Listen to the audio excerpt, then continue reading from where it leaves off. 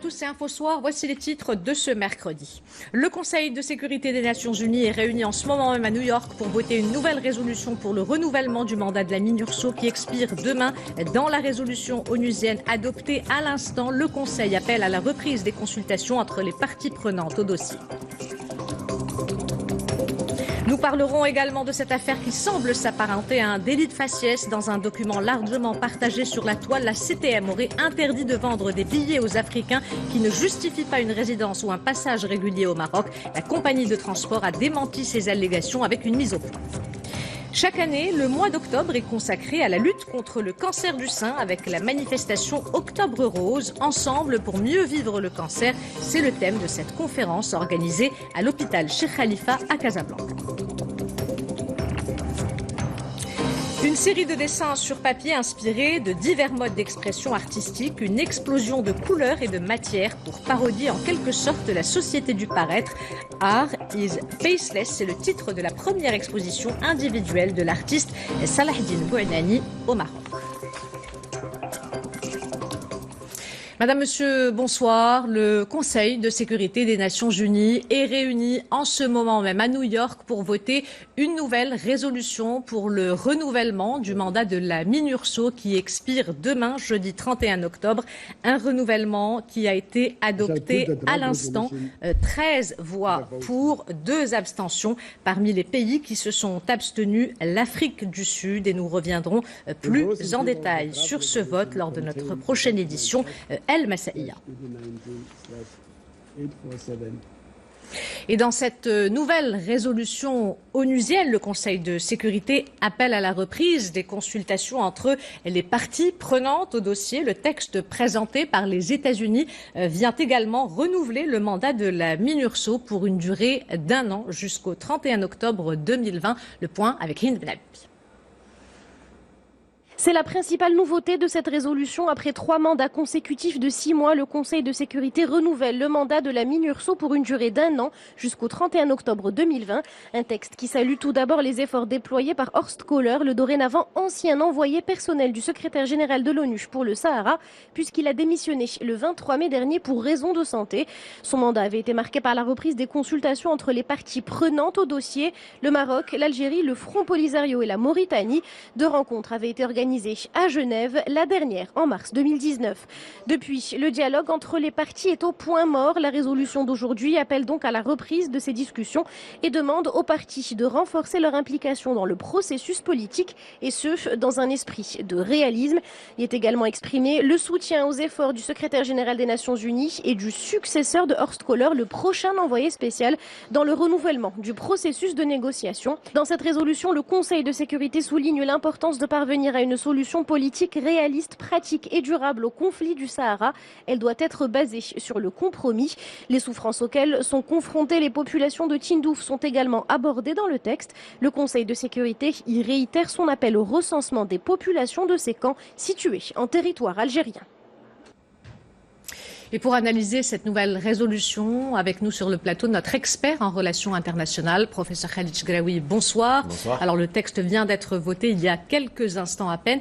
Comment est-ce qu'on peut interpréter, quelle lecture on peut faire de cette nouvelle résolution? Déjà, il faut rappeler que ce texte est le fruit de plusieurs rencontres au sein du Conseil de sécurité à partir de la publication du rapport du secrétaire général Guterres le 2 octobre. Après, il y a eu une réunion le 16 octobre entre le représentant de la MINURSO, Stewart Collins, et les membres du Conseil pour expliquer un peu la situation. Et par la suite, il y a eu la préparation du principal draft par le porte-plume de cette question de la MINURSO qui sont les États-Unis. Bien sûr, il y a des allers-retours et on a présenté ce draft au Conseil afin de l'adopter pour cette séance de vote. Et bien sûr, le principal changement, c'était la proposition de 1 an, la durée de 1 an ou de 6 mois. Parce qu'il y a quand même un certain nombre d'acteurs qui veulent continuer sur la lancée de 6 mois, mais il semble que c'est impossible de continuer sur cette lancée à cause d'un certain nombre de problèmes pratiques, principalement en liaison avec la bonne marche et de la MINURSO et de ce qui va suivre comme acte politique d'ailleurs. Justement, le mandat a été renouvelé pour une durée d'1 an. Est-ce que c'est un retour aux anciennes propositions du Conseil de sécurité ou bien est-ce qu'il y a de nouvelles conditions? Déjà, il faut dire que c'est une résolution très positive, que ce soit pour le Maroc ou pour les gens en fait, les acteurs de cette scène qui cherchent à trouver une solution durable pour ce problème. Alors, la question là, elle est un peu difficile du moment que les États-Unis ont toujours été pour 6 mois, du moment qu'ils veulent pousser les acteurs en place à trouver une solution à ce problème. Et il y a bien sûr d'autres conditions matérielles et monétaires qui stipulent le fait de prétendre que les 6 mois seront beaucoup plus plausibles. Mais en ce moment-là, on voit très bien que les États-Unis, ils ont changé de position, mais pour des raisons beaucoup plus pragmatiques qu'on le pense. D'ailleurs, ce n'est nullement un retour aux anciennes propositions, mais c'est surtout à cause de 3 situations sine qua non. Premièrement, le fait qu'il n'y a pas d'envoyé spécial aux Nations Unies et qu'on attend qu'il y ait une nomination dans les prochains jours ou dans les prochains mois. Seconde chose, il y aura des élections en décembre prochain en Algérie, donc on s'attend peut-être éventuellement à un changement politique possible. Et bien sûr, on ne sait pas, on ne connaît pas la situation politique en Algérie, qui est un acteur très important dans cette situation-là. Et bien sûr, il y a aussi l'attente du prochain congrès des séparatistes du Polisario. Et bien sûr, on attend toujours, et que d'ailleurs, ce congrès serait en liaison avec les changements politiques qui vont survenir ou pas au palais d'Al-Mouradia en Algérie. Donc, cette situation, elle est très compliquée. Et les Nations Unies admettent que tout prolongement de la MINURSO sera en relation avec le processus politique. D'ailleurs, il y a quelque chose de très important, c'est que l'ensemble des acteurs qui ont voté, surtout les 13 qui ont voté pour, ont bien marqué le fait qu'il doit y avoir une recherche pragmatique, pratique, une solution durable. Et le temps qui m'a été donné avant d'entrer sur ce plateau, j'ai écouté la déclaration des États-Unis et de la Grande-Bretagne qui explique leur vote pour oui, et je trouve que les 2 déclarations étaient très positives et les 2 déclarations ont marqué par le point et par la ligne le fait qu'on doit chercher une solution pragmatique, une solution durable et surtout basée sur le compromis et une solution politique. Merci, professeur Khalid Chegraoui. L'ONU qui appelle au calme et à la retenue au Liban après la démission du Premier ministre Saad Hariri et de son gouvernement. De son côté, le président Michel Aoun a chargé le Premier ministre démissionnaire d'expédier les affaires courantes du pays jusqu'à la formation d'un nouveau gouvernement. Dans un bref communiqué, Michel Aoun a implicitement accepté cette démission, assurant qu'il avait demandé au gouvernement de poursuivre la gestion des affaires courantes jusqu'à la formation d'un nouveau gouvernement conformément à la Constitution libanaise.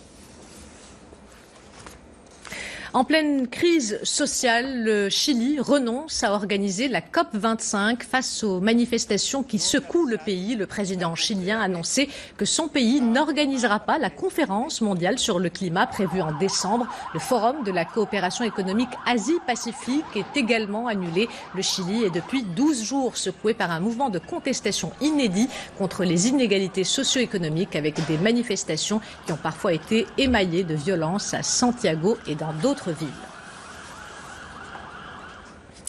Près de 2 millions de personnes touchées par des pluies diluviennes dans plusieurs pays de la Corne de l'Afrique confrontés à des inondations. Des pluies qui ont provoqué des besoins humanitaires importants en Éthiopie, au Soudan du Sud, en Somalie et en Centrafrique où l'on compte près de 30 000 déplacés. Le point avec Rita Sah. Ramer, c'est ce que font les Banguissois depuis plusieurs jours. Ici, dans la capitale centrafricaine, la situation est catastrophique. Dans ce village, transformé en marécage géant, des dizaines de maisons sont recouvertes par les flots. De nombreux habitants ont d'ailleurs été contraints d'abandonner leur domicile, laissant même derrière eux leur bétail. L'île commence à s'immerger dans l'eau. Et par après, la maison commence à écrouler. On a perdu tout. Les enfants souffrent côté produits médicaux, pas d'abri, pas de manger. On souffre. Les pluies diluviennes qui se sont abattues sur la région et sont à l'origine de la crue de la rivière Ubangui ont fait près de 30 000 déplacés, du jamais vu en 2 décennies en Centrafrique. Hormis la perte de nombreuses récoltes, les habitants font également face à un manque cruel d'eau potable, une situation humanitaire dramatique qui inquiète les ONG internationales. Nous, on ne prend pas le devant. On ne prend pas le devant. Nous sommes là pour enregistré. C'est le gouvernement qui prend le devant et c'est le gouvernement qui a décidé de déplacer les femmes, les mettre à l'abri en attendant la construction des abris provisoires et les ramener. En République centrafricaine, touchée par l'extrême pauvreté, le risque d'épidémie est relativement élevé. Face à cette crise humanitaire, dans ce pays, auprès de 5 millions d'habitants, déjà ravagés par de nombreux conflits, les populations craignent un nouvel épisode de guerre civile. La saison des pluies qui sévit aussi en ce moment dans l'ouest du Cameroun, mais c'est quasiment l'ensemble de l'Afrique centrale qui est en proie ces derniers jours à des précipitations d'une très forte intensité, au moins 42 morts dans un glissement de terrain dans l'ouest du pays. Le drame s'est produit à Bafoussam, à l'ouest de Yaoundé. Un pan d'une colline sur laquelle étaient bâties des habitations précaires a été emporté après 2 journées de pluie intenses et incessantes. Retour au Maroc avec ces nouvelles liaisons aériennes. La ville d'Essaouira renforce sa connectivité aérienne et booste son attractivité touristique avec l'inauguration de 2 nouvelles lignes, Essaouira-Londres et Essaouira-Bruxelles. Le reportage est de Younes Bah sur un récit de Mamadou Diaye. En provenance de Londres, ces passagers inaugurent la ligne directe sur l'aéroport international d'Essaouira. Plus de 160 passagers pour ce premier vol. L'avion a presque affiché complet, vu l'intérêt de la destination sur le plan touristique dans le royaume.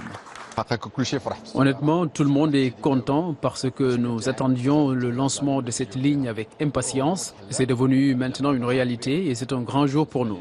C'est seulement 3 heures voyager de Londres à Essaouira. La compagnie irlandaise a également procédé par la même occasion au lancement de la ligne directe Bruxelles-Essaouira, 2 liaisons qui viennent booster le trafic aéroportuaire d'Essaouira en pleine croissance. L'aéroport d'Essaouira a enregistré durant les 9 mois de l'année 2019 une augmentation du trafic en termes de passagers de 4,4% et en termes de mouvement de 0,28%. Avec l'analyse des statistiques montre bien une tendance positive. La cité des Alizés franchit ainsi une nouvelle étape vers plus d'ouverture sur le monde et pour le bonheur du secteur touristique, la ville a battu son record de 10% d'arrivée de touristes par rapport à la même période de l'année dernière. Et si vous vous apprêtez à prendre la route, sachez que la circulation sera interrompue au niveau de l'axe Rabat-Tanger. La Société nationale des autoroutes du Maroc informe les clients usagers de l'autoroute Rabat-Tanger que la circulation sera suspendue provisoirement sur le tronçon autoroutier entre l'Areich et Sidi Yamani à partir de ce soir 22h jusqu'à 6h du matin demain en raison des travaux de pose de poutres du passage supérieur de l'échangeur Lixus. Toujours en matière de transport, mais dans un autre registre avec ce qui semble s'apparenter à un délit de faciès, un texte avec des consignes discriminatoires a provoqué un véritable tollé sur les réseaux sociaux. Dans une vidéo qui a été largement partagée, on voit un document collé sur la façade d'un guichet de gare de la compagnie de transport CTM, mais ce n'est pas la seule compagnie. Un texte qui stipule, je cite, qu'il est interdit de vendre des billets aux Africains qui ne justifient pas une résidence ou un passage régulier au Maroc, soit une carte de séjour. Fin de citation. La réaction de la CTM ne s'est pas fait attendre. La compagnie a démenti ces allégations avec une mise au point. Le reportage est de Amina Mthalq. Ces images soulèvent l'indignation des internautes. Cette vidéo montre une annonce affichée dans l'une des agences de la CTM. Un document à peine croyable qui interdit la vente de billets aux ressortissants subsahariens ne justifiant pas une résidence ou un passage régulier au Maroc. Suite à cette publication, le groupe antiraciste d'accompagnement et de défense des étrangers et migrants a lancé un appel à témoins. D'autres associations et ONG ont clairement pointé du doigt le délit de faciès. Je ne vois pas comment cette direction de CTM peut dire seulement les subsahariennes ne peuvent pas monter dans leur car. C'est un acte raciste à un degré très élevé que je vais dire aujourd'hui. Pourquoi? Parce que nous connaissons tous ce que l'État marocain fournit actuellement sur l'intégration de migrants. Nous connaissons très bien, depuis 2013, Sa Majesté le roi Mohamed VI à orienter son gouvernement pour une nouvelle politique migratoire où il faut intégrer les migrants. Après l'éclatement de l'affaire, la CTM a publié cette mise au point ambiguë. Elle y déclare que la note en question n'est pas un document de la compagnie et qu'aucune annonce ou avis de ce type n'a émané de sa direction générale. Mais cette publication révèle, selon les avocats spécialisés en droit de l'immigration, une atteinte à la liberté de circulation. Il faut savoir que pas n'importe qui peut demander à ces personnes qui se trouvent sur le territoire national la preuve sur leur présence régulière sur le territoire. Uniquement un certain nombre d'autorités qui sont en charge de cela. Cette interdiction de vente de billets aux ressortissants subsahariens scandalise également la rue casablancaise, unanime à condamner un tel acte. Ces personnes viennent travailler et construire leur avenir au Maroc. Notre devoir est de bien les accueillir et de leur offrir un deuxième foyer. Le Maroc est une terre d'accueil et d'opportunités. C'est pour cette raison que nous voulons rester ici. Il faut garder à l'esprit que nous aspirons tous aux mêmes choses. Il faut donc accepter l'autre.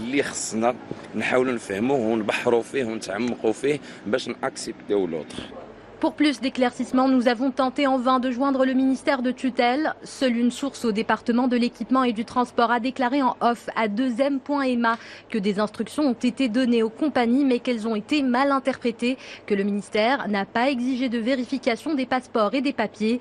Et enfin que la mesure ne concernait que les déplacements de groupes de personnes et non les voyages individuels.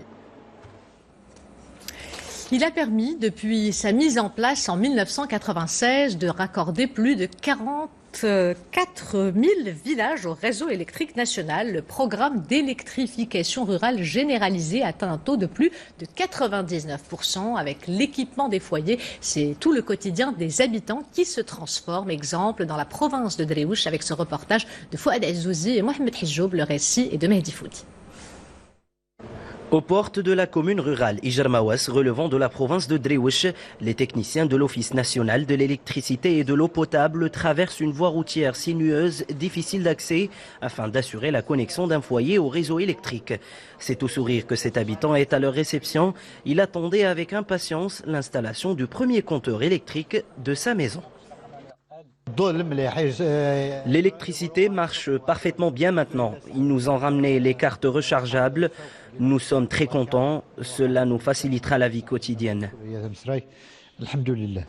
Ce sont 42 douars dans la province de Dréouch bénéficiaires de ce projet d'électrification qui s'inscrit dans le cadre d'un plan régional et qui assure également la couverture de plusieurs régions voisines, notamment celle de l'Oriental. Dans la région de Gersif, le taux d'électrification rurale ne dépassait pas les 3% il y a 20 ans, mais il franchira la barre des 99,07% après la couverture de tous les douars programmés au cours de cette année et le début de l'année prochaine. Depuis son lancement en 1996, le programme d'électrification rurale a assuré la connexion au réseau électrique à plus de 44 000 douars au niveau national, soit plus de 2 200 000 foyers. Nous restons dans la région d'El Hoceïma qui sera dotée d'une nouvelle infrastructure universitaire. Une école nationale de commerce et de gestion et une faculté polydisciplinaire ouvriront leurs portes. Une convention a été signée dans ce sens entre l'université Abdelmalek Saadi et le ministère de l'équipement. Les deux structures qui nécessiteront une enveloppe budgétaire de 200 millions de dirhams seront implantées dans la commune de Eit Qamra. Direction d'Erla, où les enseignants des classes de l'enseignement primaire ont suivi des sessions de formation. De nombreux manuels scolaires ont été modifiés. L'objectif consiste à doter les enseignants d'outils pédagogiques pour maîtriser ces changements. C'est un reportage de Zakaria Eit Abdelmjid et Nezar Bouhout. Le récit est de Samia Harissi.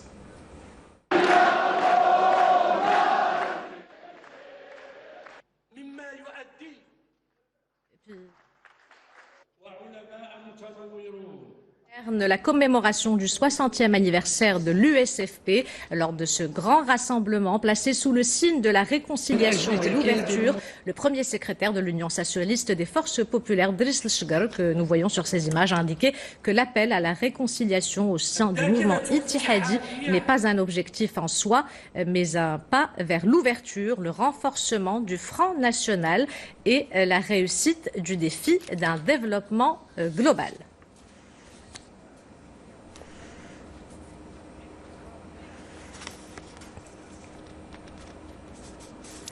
Chaque année, le mois d'octobre est consacré à la lutte contre le cancer du sein avec la manifestation Octobre Rose. Ensemble pour mieux vivre le cancer, c'est le thème de cette conférence organisée à l'hôpital Cheikh Khalifa à Casablanca qui a pour but de redonner aux femmes atteintes de cette maladie confiance en elles et de transformer leurs cicatrices en force. Reportage Mida Merbouh, le commentaire est de Hind Ben Abnibi. Un auditorium venu parler de bien-être et de résilience. Parmi ces femmes se trouvent des patientes atteintes de cancer qui souffrent ou ont souffert de l'impact de la maladie sur leur corps et leur mental. D'où l'importance de cette conférence sous le thème « Ensemble pour mieux vivre le cancer ». Avant ma maladie, j'ai été confrontée à celle de ma mère qui était aussi atteinte de cancer du sein. Donc, quand j'ai commencé à perdre mes cheveux, je m'y étais préparée. Un point important pour les patientes est de préserver leur aspect physique. Aujourd'hui, les techniques de maquillage, d'esthétique et de chirurgie ont beaucoup évolué. Objectif de la session, redonner aux patientes confiance en elles à travers des ateliers de maquillage, de réadaptation physique et de réhabilitation psychologique. Faire en sorte que ces femmes restent femmes en leur montrant qu'il y a des moyens aussi bien sur le plan esthétique, sur le plan psychologique, sur le plan ce qu'on appelle du bien-être. Et quand on est bien, on sait très bien quand l'esprit est bien, le corps est plus facile, a plus de facilité à affronter la lourdeur des traitements. La force et le courage des patientes étaient au cœur de cette conférence, animée également par des gynécologues, des chirurgiens plastiques et des psychologues. Une série de dessins sur papier inspirés de divers modes d'expression artistique, une explosion de couleurs et de matières pour parodier en quelque sorte la société du paraître. Art is Faceless, c'est le titre de la première exposition individuelle de l'artiste Salahdine Bouanani au Maroc. C'est à découvrir jusqu'au 14 novembre à l'espace insolite à Tanger. C'est un reportage de Sderk Nzina Farid Reitou, le récit est de Sami Hassi. Des visages artistiquement camouflés et barbouillés à la gouache, Salahdine Bouanani met presque en scène sans le vouloir la définition du visage selon le philosophe Lévinas. L'essence même de la vulnérabilité humaine. Pour l'artiste, il s'agit aussi et surtout de brosser le portrait de l'omniprésente société du paraître. Il existe aujourd'hui une surconsommation de la photographie, je dirais presque de manière maladive. Moi, je voudrais justement casser cette systématisation de l'image pour que nous soyons contraints de découvrir ce qui se cache au-delà de la première vision que nous avons de cette image.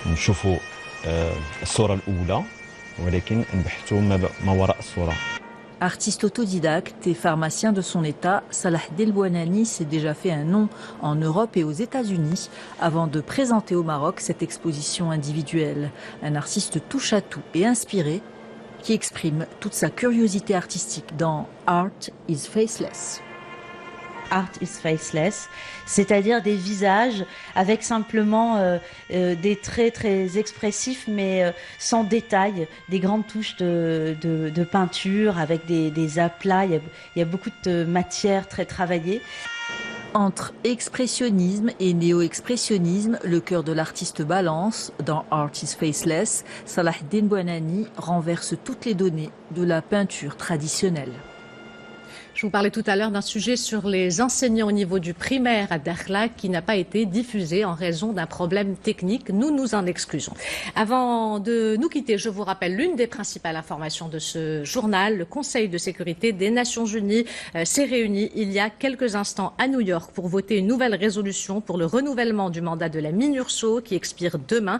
Un renouvellement qui a été adopté il y a quelques instants. 13 voix pour, 2 abstentions parmi les pays qui se sont abstenus, l'Afrique du Sud. C'est la fin de cette édition. L'information se poursuit sur notre site 2m.ma et sur l'application My2M. Le prochain journal El Messaïa vous sera présenté par Hicham Rfaoui. Quant à moi, j'aurai le plaisir de vous retrouver demain à 20h15. En attendant, portez-vous bien et excellente soirée à tous.